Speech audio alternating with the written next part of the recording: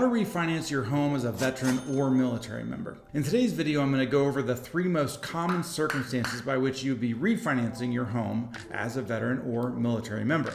For those new here, I'm Rick Elmendorf, and I've been a mortgage loan officer for 30 years and ranked in the top 1% of loan officers nationwide since 2003. Yes, I am dating myself.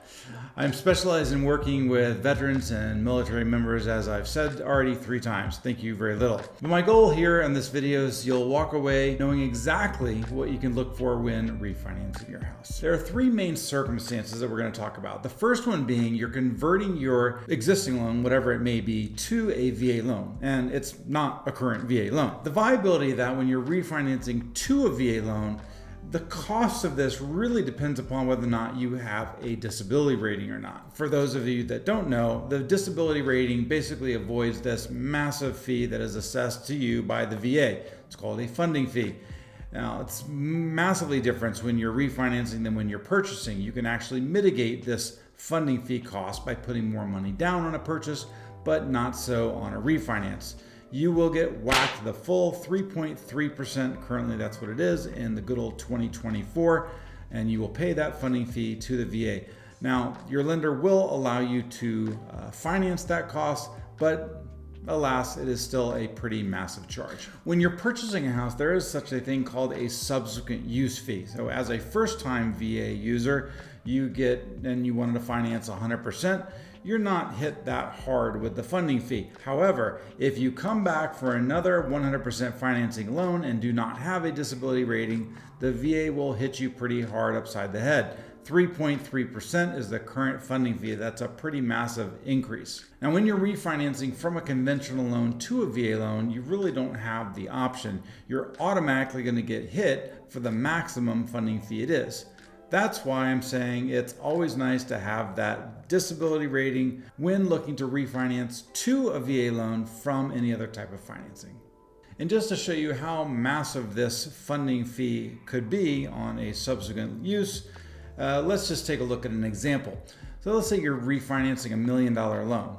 Well, your funding fee is going to be over $30,000. Yeah, 33 grand to be exact. That's a lot of money. So if you're trying to refinance from a conventional loan to a VA loan without a disability rating, make darn sure that it's worth it. Mainly that I'm paying off a lot of debt. Maybe my lender's giving me a lender credit to mitigate some of these costs. Just something. Don't get drilled with that entire funding fee. It's not worth it. Before I get into the second and third circumstance, I'd like to bring to your attention a nice little calculator I have on pretty much calculating anything VA refinancing. So if you'd like, I'll put a link in the description to head over to my site, answer like 7 or 8 questions, and I won't sell your information. I promise. I will simply just email you the spreadsheet, and hopefully we'll have a discussion after that. The second circumstance is that you have a current VA loan and you just want another one at a lower rate. Pretty simple. This is what the VA calls a VA IRRRL, or VA interest rate reduction refinance loan. And to be able to do this, the VA has 3 rules. Rule number 1, your interest rate has to go down by 0.5%. Rule number 2, you have to have what's called a net tangible benefit. And this is true for pretty much any refinance, but basically the VA wants to make sure that you're not spending too much money to refinance, that it's not worth the savings. They have a 36-month break-even point requirement. So basically your total closing cost divided by your monthly savings cannot exceed 36 months. If it does, it's a no-go for the VA. Rule number 3, and this is the most annoying one, is that you have to wait at least 210 days. It's actually worse than 210 days because regardless of the loan you're paying off, the VA makes you wait at least 210 days from the date of the first payment of the loan you're paying off. So whether it's a conventional loan to a VA loan or a VA loan to VA loan, it doesn't matter. You gotta wait 210 days from the date of that first payment. So those are the VA requirements on a VA IRRRL, but it's not that hard to stomach. But I would also note that a VA IRRRL is super easy. There's no qualifying, no appraisals. It's like, do you have a pulse? You may get a VA IRRRL. Literally in my group, we hit a couple buttons, we send you some federal disclosures, and you close in like 10 to 14 days. Super easy. The third circumstance is I want to pull money out of my house. This is called a cash out refinance. The VA allows you to cash out up to 100% of the value of your home, which is pretty cool. So let's say you have $1 million house and you have a $700,000 mortgage. Well, you can get a new loan for $1 million and cash out the 300 grand minus your closing costs. Now, a very important topic here again is our friend, the disability rating. A VA cash out is brutal expensive if you do not have a disability rating and you got to pay that funding fee. Rewind a little bit to see just how much your funding fee would be on a $1 million loan. It's a lot. But bottom line, it's a pretty easy way and it's a very effective way to get cash out of your property. Before I let you go, I need to give you a tip, or maybe it's a warning.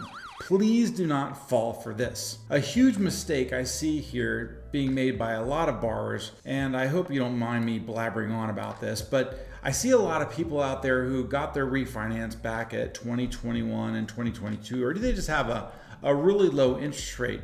And then some moron lender tells them, oh, you should just take cash out and refinance.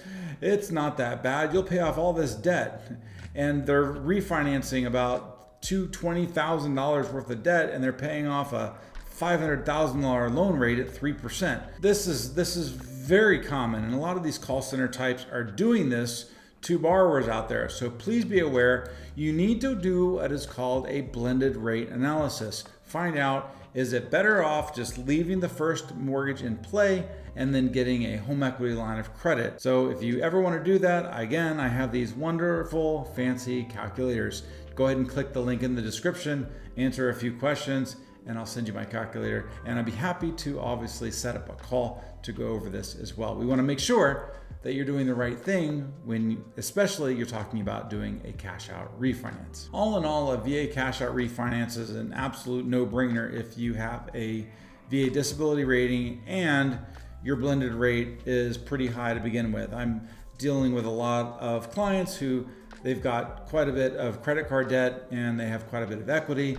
Maybe they have a low VA mortgage, and pulling the cash out, even though it's a higher interest rate, isn't that big of a deal, because let's just face it, it's a lot simpler having all of your debt under one roof.